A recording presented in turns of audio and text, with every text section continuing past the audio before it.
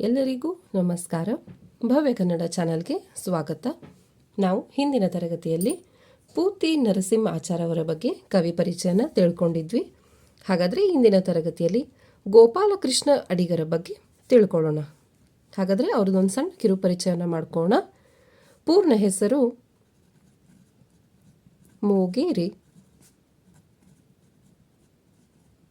ಗೋಪಾಲಕೃಷ್ಣ ಅಡಿಗ. ಜನನ 18/2/1918. ಸ್ಥಳ ಕುಂದಾಪುರ ತಾಲೂಕಿನ ಮೂಗೇರಿ ಗ್ರಾಮ. ಪ್ರಮುಖ ಕಾದಂಬರಿಗಳು ಅನಾಥ ಹಾಗೂ ಆಕಾಶದೀಪ. ಇವೆರಡು ಪ್ರಮುಖ ಕಾದಂಬರಿಗಳಾಗಿವೆ. ಸುವರ್ಣ ಪದಕ ಪಡೆದ ಕವನ ಒಳನೋಟ. ಈ ಒಂದು ಕವನ ಸಂಕಲನಕ್ಕೆ ಸುವರ್ಣ ಪದಕವನ್ನು ಪಡೆದಿದ್ದಾರೆ.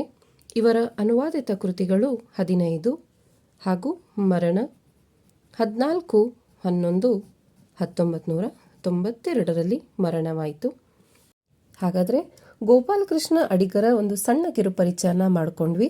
ಈಗ ಅವರ ಪ್ರಾಥಮಿಕ ಹಾಗೂ ಪ್ರೌಢ ವಿದ್ಯಾಭ್ಯಾಸವನ್ನು ನೋಡೋಣ. ಇವರ ಪ್ರಾಥಮಿಕ ವಿದ್ಯಾಭ್ಯಾಸ ಮೈಸೂರಿನ ಸರ್ಕಾರಿ ಶಾಲೆಯಲ್ಲಿ ಆಯಿತು. ಇವರು ಸಂಸ್ಕೃತದಲ್ಲಿ ಪರಿಣಿತರು. ಇವರ ತಾತನವರು ಹಿರಿಯಣ್ಣ ಹೆಬ್ಬಾರರೇ ಇವರಿಗೆ ಸಂಸ್ಕೃತ ಪಾಠವನ್ನು ಹೇಳಿದರು. ಸಂಸ್ಕೃತದಲ್ಲಿ ಪಡೆದಂತಹ ಅಪಾರ ಅನುಭವವೇ ಮುಂದೆ ಇವರ ಕವಿತ್ವದ ವಿದ್ವತ್ತಿಗೆ ಆಧಾರ ಸ್ತಂಭವಾಯಿತು. ಇವರ ಅತ್ತೆಯವರು ರಾಮಾಯಣ ಮತ್ತು ಮಹಾಭಾರತವನ್ನು ರಾಗವಾಗಿ ಹಾಡುತ್ತಿದ್ದರು.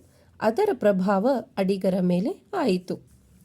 ಅಡಿಗರು ಮಹಾರಾಜ ಕಾಲೇಜಿನಲ್ಲಿ ಅಭ್ಯಾಸಿಸುವಾಗ ಅತ್ಯಂತ ಕಷ್ಟದ ದಿನಗಳನ್ನು ಎದುರಿಸಿದ್ದರು. ಗಾಂಧೀಜಿಯವರು ಹೇಳಿದಂತೆ ಕಷ್ಟದ ಜೀವನ ಶಿಸ್ತನ್ನು ಕಲಿಸುವ ಶಾಲೆ ಎನ್ನುವ ತೆರದಿ ಇವರ ವ್ಯಕ್ತಿತ್ವದ ವಿಕಸನವಾಯಿತು. ಚದುರಂಗರ ಗೆಳೆತನ ದೊರೆತಾಗ ಕವಿತ್ವದ ವಿಕಸನವಾಯಿತು. ಹಾಗಾದರೆ ಇವರ ಪ್ರಾಥಮಿಕ ಹಾಗೂ ಪ್ರೌಢ ವಿದ್ಯಾಭ್ಯಾಸವನ್ನು ನೋಡಿದ್ವಿ. ಈಗ ಇವರು ಯಾವ ಕ್ಷೇತ್ರದಲ್ಲಿ ಸೇವೆ ಸಲ್ಲಿಸಿದ್ದಾರೆಂದ ನೋಡೋಣ.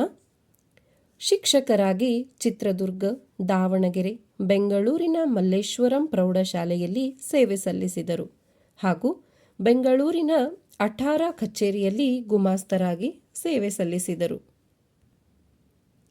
ಮತ್ತೆ ಅಧ್ಯಾಪಕ ವೃತ್ತಿಗೆ ಮರಳಿದರು. ಸರ್ಕಾರಿ ಗುಮಾಸ್ತರು ಆದರು. ಇವರು ಯಾವುದೇ ವೃತ್ತಿಯಲ್ಲಿರಲಿ ಸಲ್ಲಿಸಿದ ಸೇವೆ ಮಾತ್ರ ಅಮೋಘವಾದದ್ದು.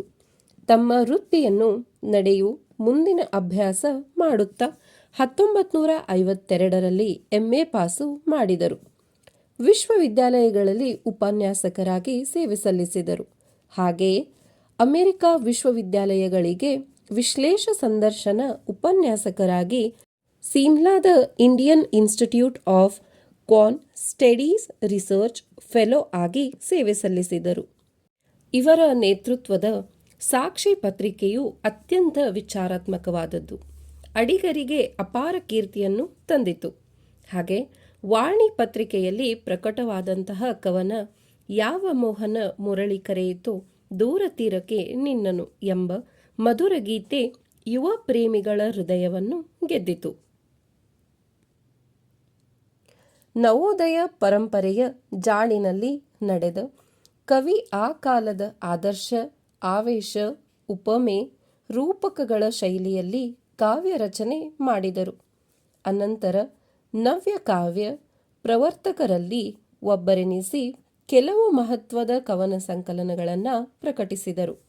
ಸ್ವತಂತ್ರ ನಂತರದ ರಾಜಕೀಯ, ಸಾಮಾಜಿಕ ಕ್ಷೇತ್ರದಲ್ಲಿ ಕಂಡುಬಂದ ಬೀಭತ್ಸ, ಹುಸಿತನ, ದಬ್ಬಾಳಿಕೆ, ಮೋಸ, ವಂಚನೆಗಳಿಗೆ ರೋಸಿ ಹೋದ ಇವರು ಯುವ ಪೀಳಿಗೆಯ ಬದುಕಿಗೆ ಒಂದು ಹೊಸ ದೃಷ್ಟಿಯನ್ನು ತಂದುಕೊಟ್ಟರು. ಹಾಗೆಯೇ ಇಂದಿನ ಬದುಕಿನ ದ್ವಂದ್ವಗಳು ಮತ್ತು ತಳಮಳಗಳನ್ನು ತಮ್ಮ ಕವಿತೆಗಳಲ್ಲಿ ವ್ಯಕ್ತಪಡಿಸಿದರು. ಹಾಗಾದರೆ ಇವರು ಬರೆದ ಅತಿ ಮುಖ್ಯವಾದ ಕಾದಂಬರಿಗಳು ಅನಾಥ ಹಾಗೂ ಆಕಾಶದೀಪ. ಅಡಿಗರು ಕವನ ಪಿತಾಮಹರೆನಿಸಿದರು.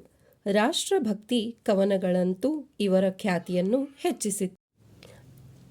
ಗೋಪಾಲಕೃಷ್ಣ ಅಡಿಗರ ಮುಖ್ಯವಾದ ಕವನ ಸಂಕಲನಗಳನ್ನು ನೋಡೋಣ. ಮೊದಲನೆಯದಾಗಿ ಕಟ್ಟುವೆವು ನಾವು, ನಡೆದು ಬಂದ ದಾರಿ, ನಡೆದು ಬಂದ ದಾರಿ. ಮೂರನೆಯದಾಗಿ ಚಂಡ ಮದ್ದಳೆ. ನಾಲ್ಕನೆಯದಾಗಿ ಭೂಮಿ ಗೀತ ಹಾಗೂ ವರ್ಧಮಾನ, ಭಾವತರಂಗ, ಭಾವತರಂಗ. ಕೊನೆಯದಾಗಿ ಸುವರ್ಣ ಪುತ್ಥಳಿ. ಇವುಗಳು ಅಡಿಗರ ಕವನ ಸಂಕಲನಗಳಾಗಿವೆ. ಹಾಗೆಯೇ ಇವರ ಅನುವಾದಿತ ಕೃತಿಗಳು ಒಟ್ಟು 15. ಹಾಗಾದರೆ ನೋಡಿದ್ರಲ್ಲ, ಇಂದಿನ ತರಗತಿಯಲ್ಲಿ ಗೋಪಾಲಕೃಷ್ಣ ಅಡಿಗರ ಕವಿ ಪರಿಚಯ ಹಾಗೂ ಅವರ ಕವನ ಸಂಕಲನಗಳನ್ನು, ಅವರ ಶಿಕ್ಷಣಗಳನ್ನು ನೋಡಿದ್ವಿ.